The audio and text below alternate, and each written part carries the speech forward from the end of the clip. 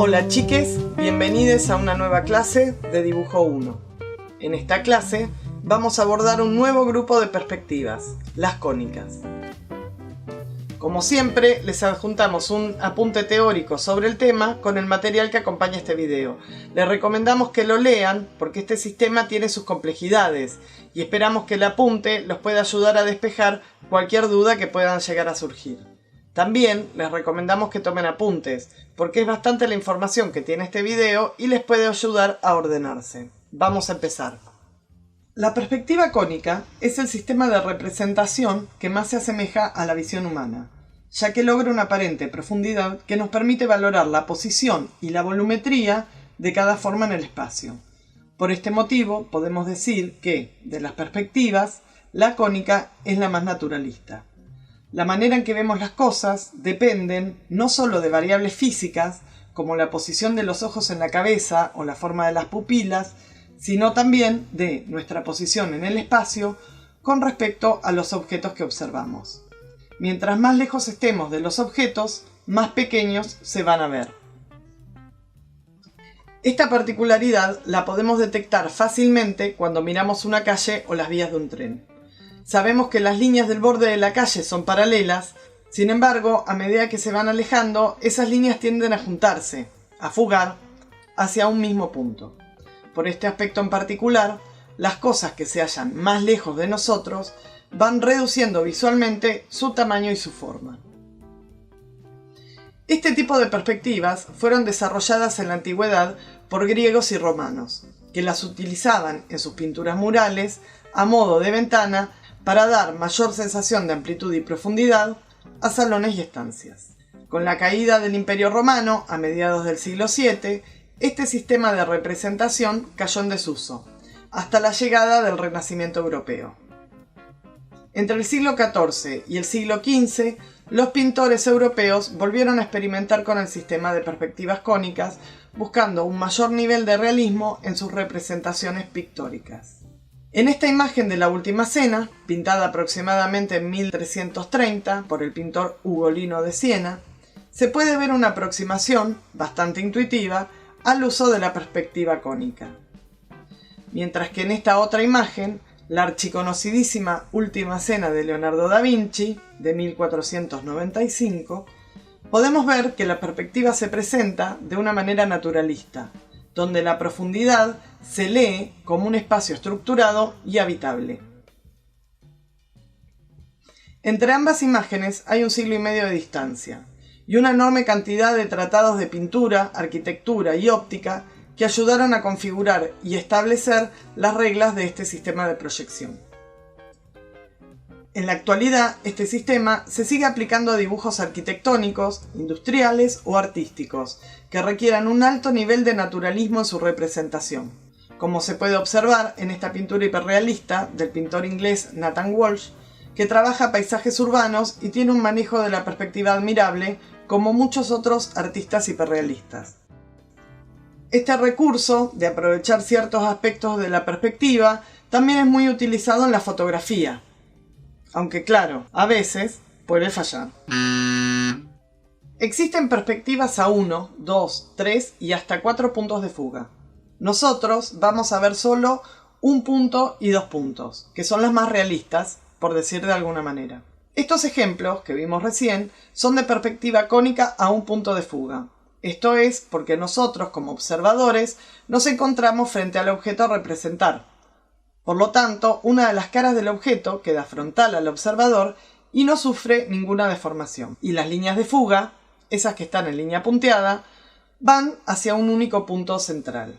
Por otra parte, los dos puntos de fuga se dan cuando al objeto lo observamos desde un vértice, por lo que las caras del mismo van a fugar hacia dos puntos distintos hacia los lados del objeto. Acá tenemos dos imágenes de ejemplo que quizás los puedan ayudar a visualizar un poco más la diferencia entre uno y dos puntos de fuga. En estas fotos pueden ver un mismo edificio desde los dos puntos de vista. Este es un edificio emblemático de la ciudad de Mar del Plata que se llama Terraza Palace. Como ven, en la primera imagen estamos frente a él, mientras que en la segunda vemos el edificio desde un vértice. Si nosotros analizamos los indicadores espaciales, vamos a poder descubrir dónde están los puntos de fuga en estas imágenes. ¿Qué son los indicadores espaciales? Son las fugas de la imagen que le dan la sensación de profundidad a las cosas. En el caso de estas imágenes, las líneas de los balcones de los edificios muestran claramente hacia dónde fugan. En el primer caso, pueden ver cómo todas las líneas fugan hacia un mismo punto central que está dentro de la imagen. Mientras que en el segundo caso, fugan hacia dos puntos distintos externos a la imagen. No es que el edificio cambie, el edificio siempre es el mismo, lo que cambia es nuestra posición como observadores. Ahora analicemos un poco los aspectos generales de este sistema. Como dijimos antes, la perspectiva cónica permite representar los objetos tal y como los vemos a simple vista, y esta representación va a depender no solo del volumen que ocupan los objetos en el espacio, sino también de nuestra posición con respecto a ellos. Esto pone al observador en un papel fundamental, porque va a depender de dónde y cómo está situado con respecto al objeto. Acá tenemos a Miranda, la señora que mira, que nos va a servir de ejemplo para analizar el papel del observador. Imagínense que este personaje son ustedes. La perspectiva cónica recibe su nombre por la angulación de la visión humana, que es similar a la de un cono. El ser humano, por la posición de los ojos, tiene un campo visual de unos 60 grados. Los haces de luces se proyectan de forma cónica hacia la pupila. Esto tiene su explicación en la fisonomía del ojo y en las teorías de óptica, en las que claramente no vamos a profundizar, pero si les interesa, siempre pueden investigar ustedes sobre el tema. A diferencia de las perspectivas paralelas que vimos en el módulo anterior, donde las líneas paralelas fugaban al infinito, en este sistema las líneas van a fugar hacia un punto que esquematiza el ojo del observador.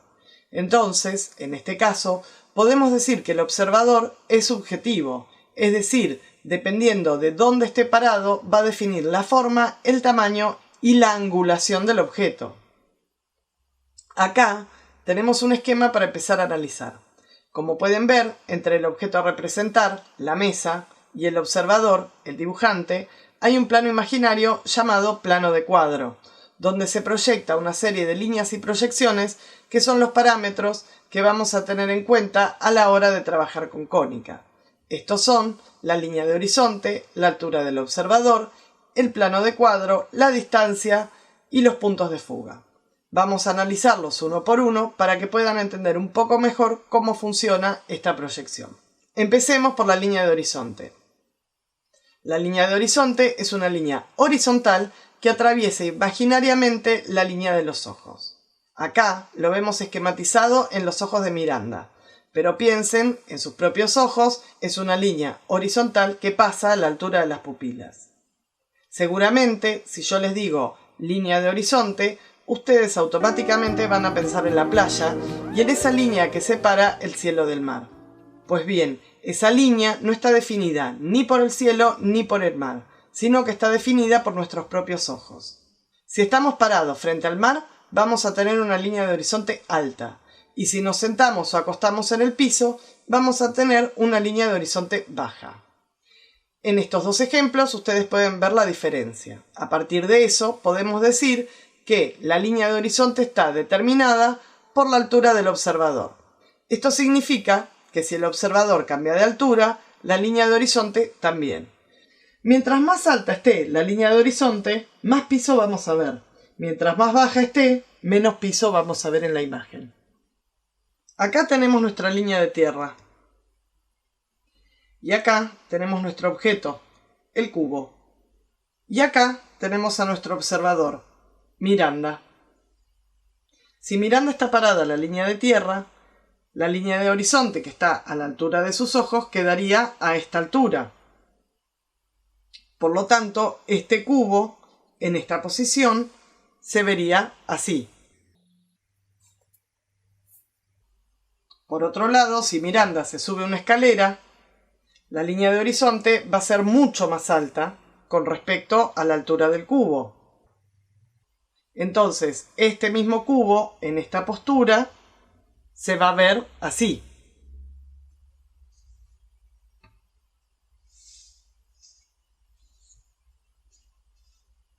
Ahora, si Miranda se cae a un pozo, su línea de horizonte sería considerablemente más baja y estaría muy cerca de la línea de tierra. Por lo tanto, este cubo en esta posición se vería así. En los tres ejemplos, el objeto es el mismo. Lo que cambió fue la altura del observador. La distancia es otro de los aspectos que modifican la representación de los objetos. Acá tenemos de nuevo el edificio de Mar del Plata que vimos antes. Mientras más cerca del objeto estamos, más grande y deformado lo vamos a ver. Fíjense que las líneas que fugan, los indicadores espaciales, son diagonales bastante pronunciadas. Por otro lado, mientras más nos alejemos del objeto, más reducirá su tamaño y menos marcada va a ser su angulación. Si se fijan en el segundo ejemplo, las líneas que fugan son mucho menos pronunciadas. Esto demuestra que no solo nuestra altura como observadores con respecto al objeto va a modificar la percepción de sino también qué tan cerca o lejos nos encontremos de él. La línea de tierra ustedes ya la conocen porque la venimos usando en paralelas. Es esa línea horizontal donde apoyamos nuestras composiciones y que dominamos LT. En el caso de las perspectivas cónicas, además de la línea de tierra, vamos a tener el plano de tierra, que es el plano donde se van a apoyar nuestras composiciones ya fugadas. Es un plano imaginario que se arma entre la línea de tierra y la línea de horizonte. Ese plano representa el piso, y en el ejemplo del esquema pueden verlo marcado con verde.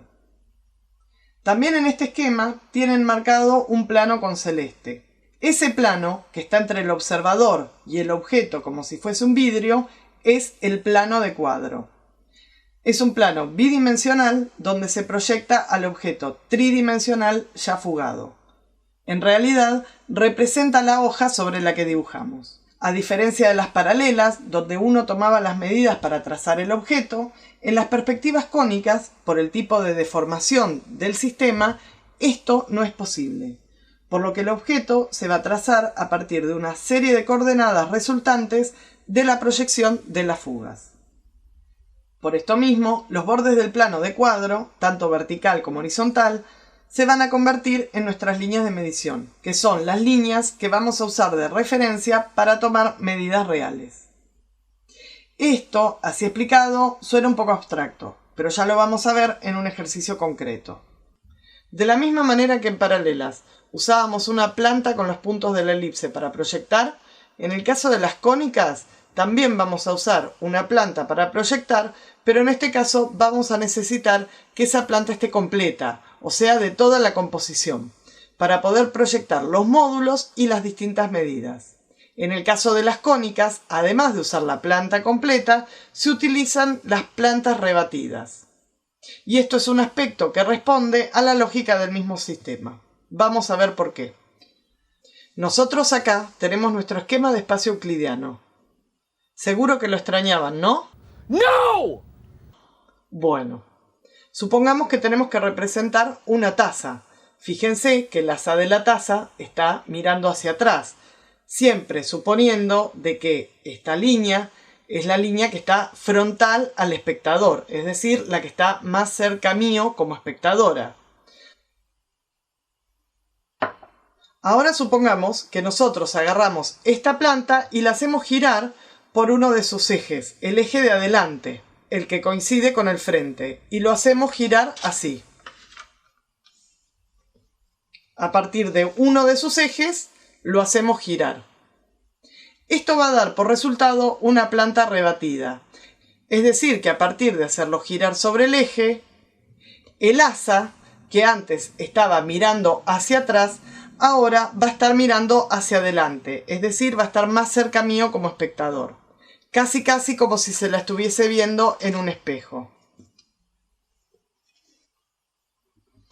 Ahora supongamos que en vez de una taza tenemos una composición de dos objetos, el cubo y la pirámide, Uno está atrás, el otro está más adelante. Cuando rebatimos la planta de esta composición, de la misma manera que hicimos antes, haciéndola girar por el segmento que está frontal al observador, nos vamos a encontrar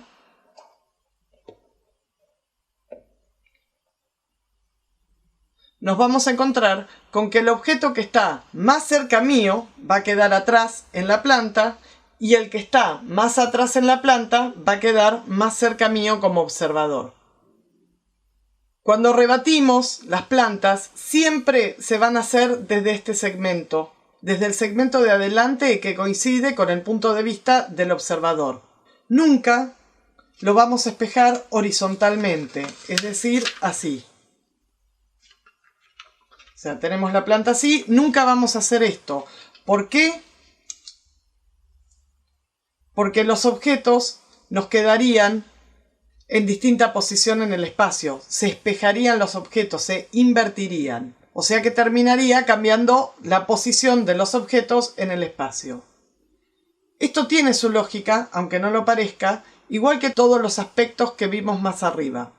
Y ahora vamos a ver cómo toda esta abstracción la podemos aplicar en un ejemplo concreto. Bueno, vamos a empezar a trabajar con el sistema de cónicas a un punto de fuga construyendo un cubo. Ahora, además del tamaño de módulo y las plantas y vistas, nos vamos a encontrar con unos nuevos datos que dan cuenta de nuestra posición como observadores a la hora de construir estas perspectivas.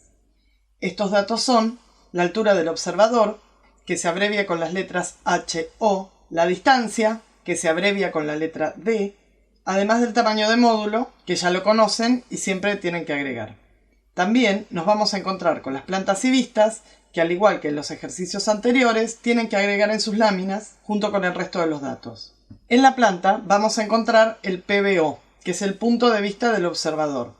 En este ejemplo está en el medio, pero podría estar en cualquiera de los módulos frente a la planta. Vamos a empezar trazando una línea horizontal paralela al borde de la hoja, que va a ser nuestra línea de tierra o LT. Luego vamos a trazar una línea vertical, que va a ser la línea de altura H. Estas dos líneas son las que componen el cuadro de plano del que hablábamos más arriba, y son las líneas que nos van a servir para marcar las medidas reales, tanto horizontales como verticales. La unión de ambas líneas en el vértice es el punto cero. Una vez que tenemos trazadas estas líneas, vamos a colocar la planta rebatida. En el caso de este ejemplo, la planta rebatida va a quedar igual, ya que estamos trabajando con una figura simétrica. La vamos a colocar debajo de la línea de tierra y a partir del punto cero. Una vez colocada la planta, vamos a marcar la línea de horizonte. Para ello, vamos a medir la altura del observador sobre la línea de altura vertical H. En el caso de este ejemplo, son 4 módulos, por los que vamos a medir 4 módulos y a partir de ahí vamos a trazar una línea horizontal paralela a la línea de tierra. Esta línea es la línea de horizonte. Una vez marcada la línea de horizonte, vamos a ubicar el punto de fuga. Este punto lo van a trazar a partir del punto de vista del observador que viene marcado en la planta de los datos. En este ejemplo, el punto está exactamente en la mitad de la planta, por lo que van a trazar una línea vertical desde el punto de vista del observador hasta la línea de horizonte. La intersección de esas dos líneas nos va a dar por resultado el punto de fuga.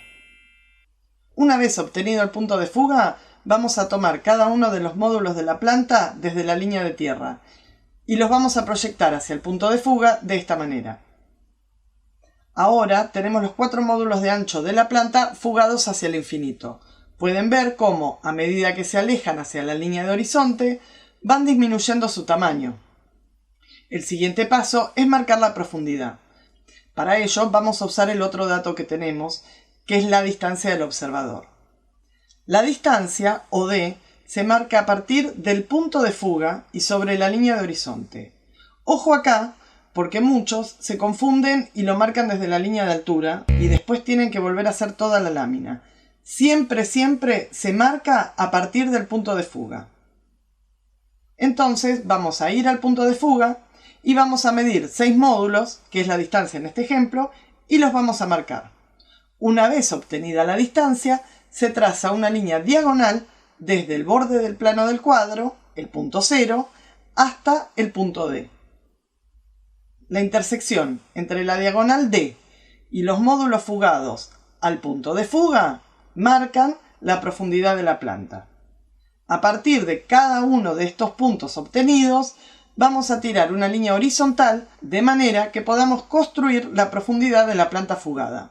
Tengan en cuenta, cuando tracen estos puntos, de tener el instrumental bien escuadrado para que las líneas queden bien horizontales. Si no, la composición queda toda chueca.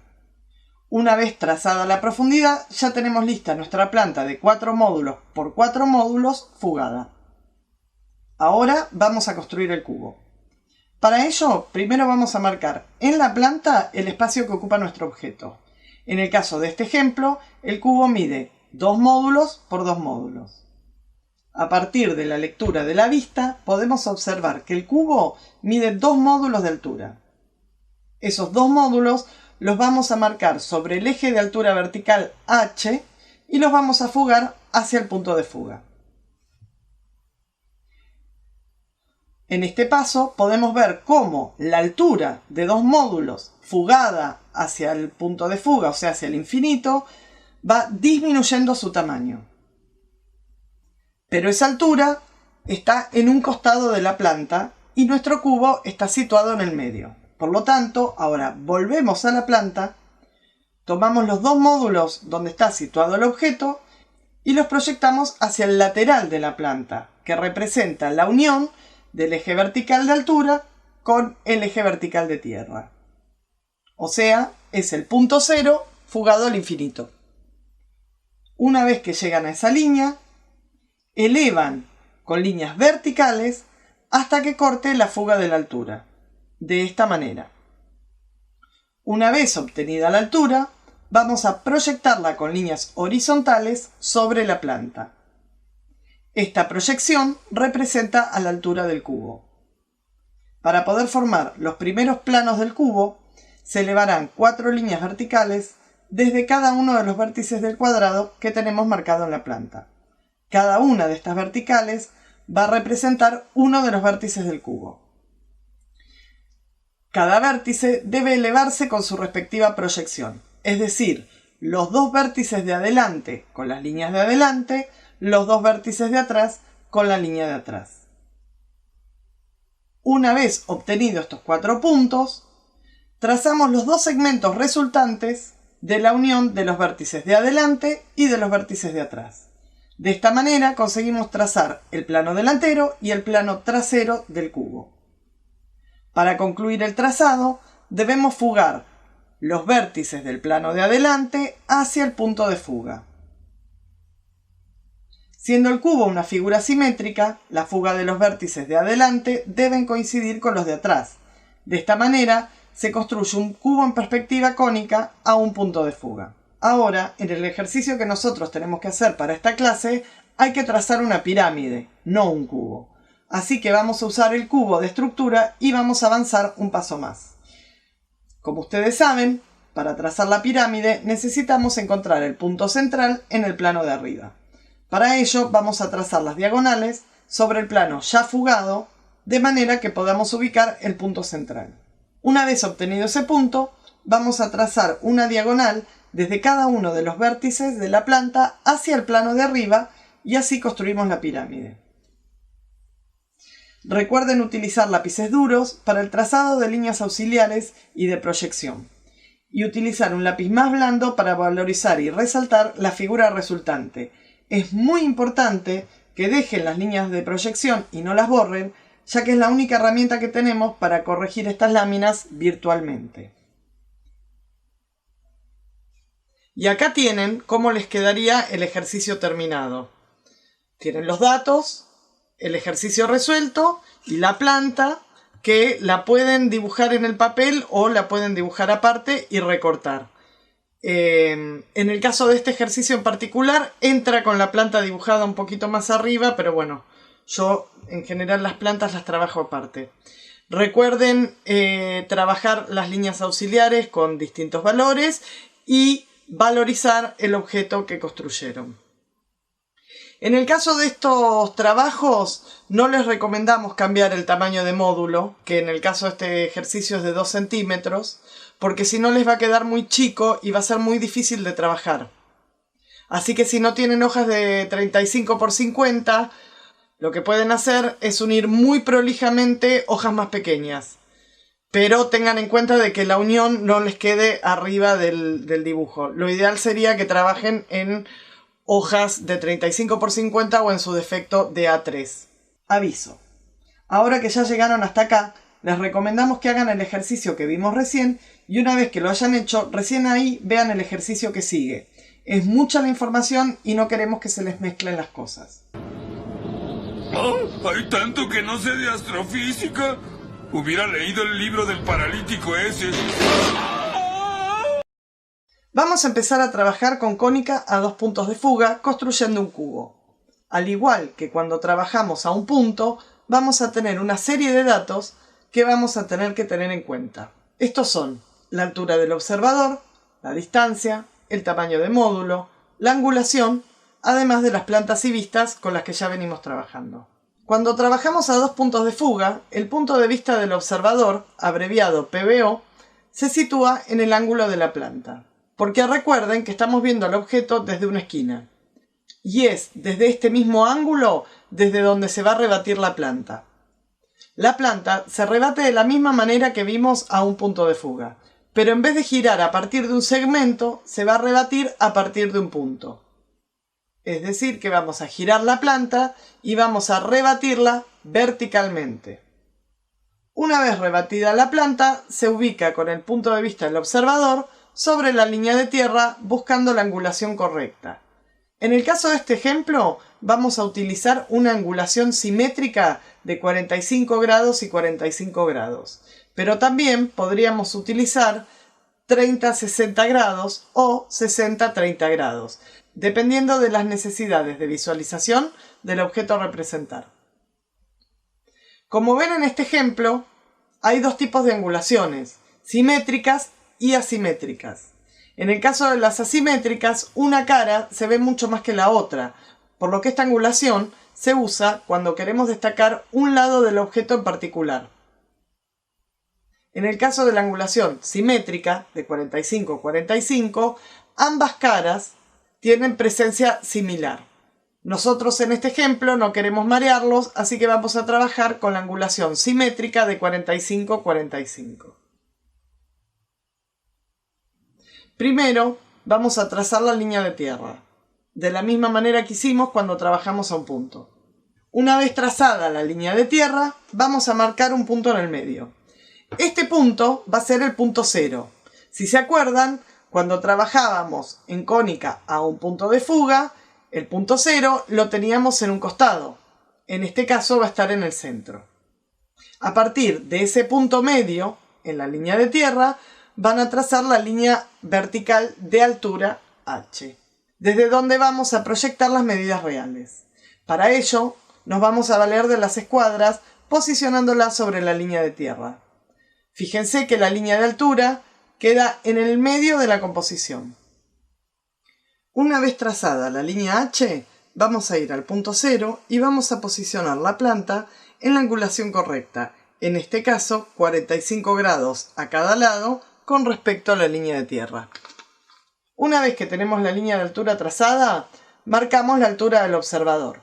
En este ejemplo son 4 módulos. Una vez marcada la altura, se traza una línea horizontal hacia ambos lados.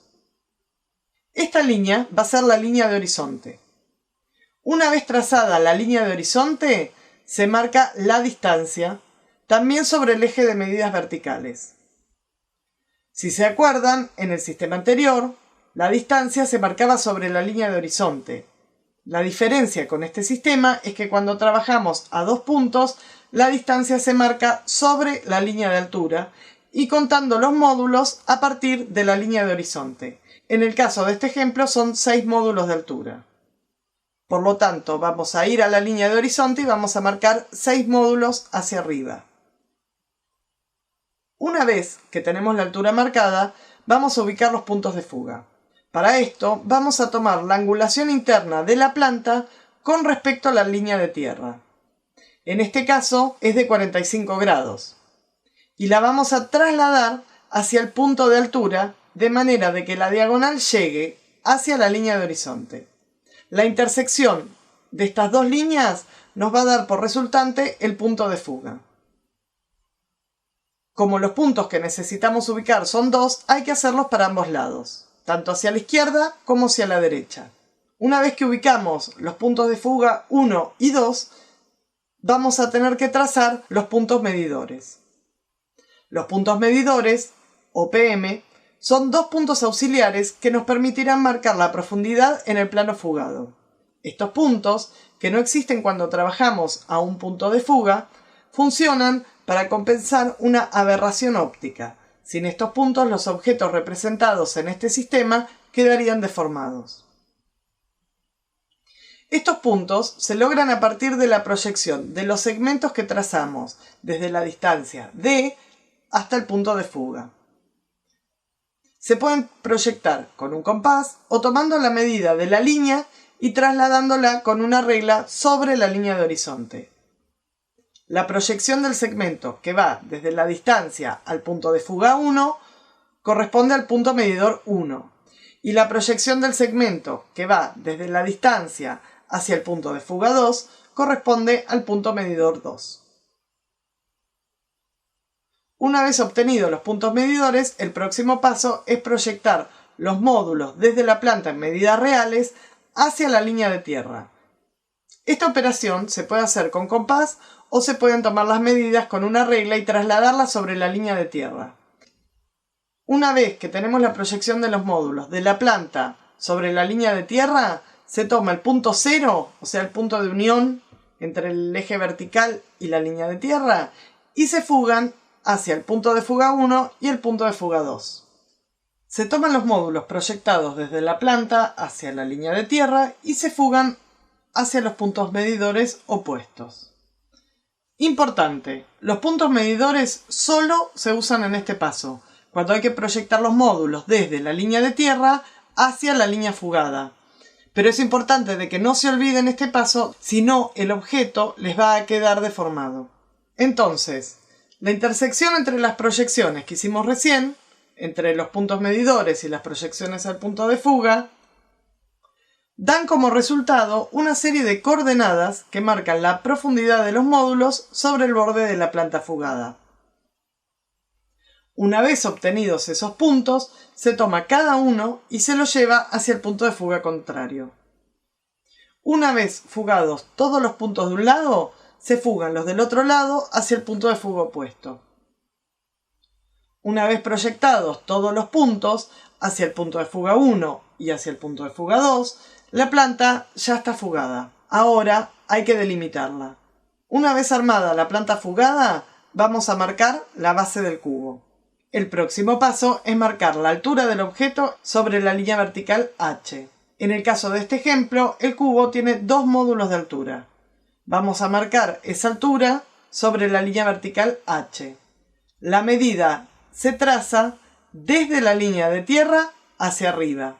Una vez marcada la altura, se fuga hacia uno de los puntos de fuga. Acá tenemos la altura del cubo fugada. Vamos viendo cómo a medida de que se aleja hacia el punto de fuga, esa altura va disminuyendo su tamaño. Pero esta fuga es en el borde de la planta y nuestro objeto está en el centro, por lo que vamos a volver a ir a la planta y vamos a tomar los 2 puntos de los vértices del cubo y los vamos a llevar hacia el borde de la planta. Los vamos a proyectar. Una vez que tenemos los puntos en el borde de la planta, los vamos a elevar verticalmente hasta que corten la altura que fugamos en el paso anterior. Una vez que obtenemos la altura, tomamos esos 2 puntos y los fugamos hacia el punto de fuga opuesto. Ahora ya tenemos la altura proyectada sobre la planta. Vamos a ir al espacio que ocupa el cubo y vamos a proyectar verticalmente cada uno de los vértices hasta que corten con la línea de altura que trazamos en el paso anterior.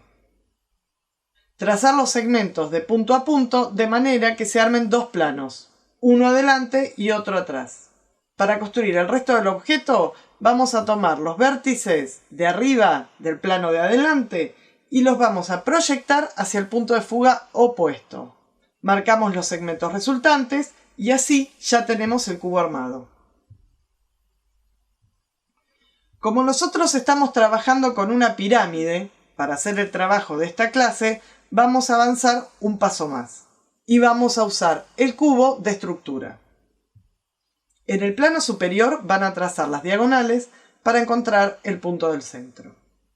Una vez obtenido el centro, van a trazar diagonales desde cada uno de los vértices de la planta hacia el centro del plano de arriba.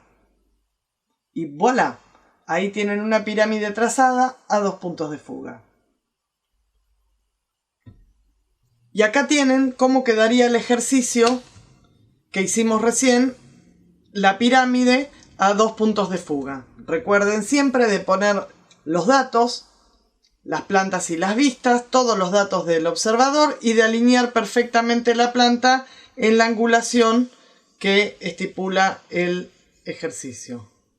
Tienen todos los datos en el cuadernillo que vamos a subir junto con este video. Y una recomendación que les dimos en el ejercicio anterior es que el módulo está pensado, el tamaño de módulo está pensado para que entre en la hoja de 35 x 50. De nuevo, en este caso no les recomendamos que reduzcan el módulo porque les va a quedar muy chiquito y difícil de trabajar. Traten de trabajar en hojas de 35 x 50 o en su defecto A3. Si no les queda otra que una A4, únanlas muy prolijamente y tratando de que la costura no quede dentro del dibujo, de que quede en un costado o lo más prolijo posible. También recuerden siempre trabajar las líneas auxiliares con distinto valor de lápiz y valorizar las figuras resultantes.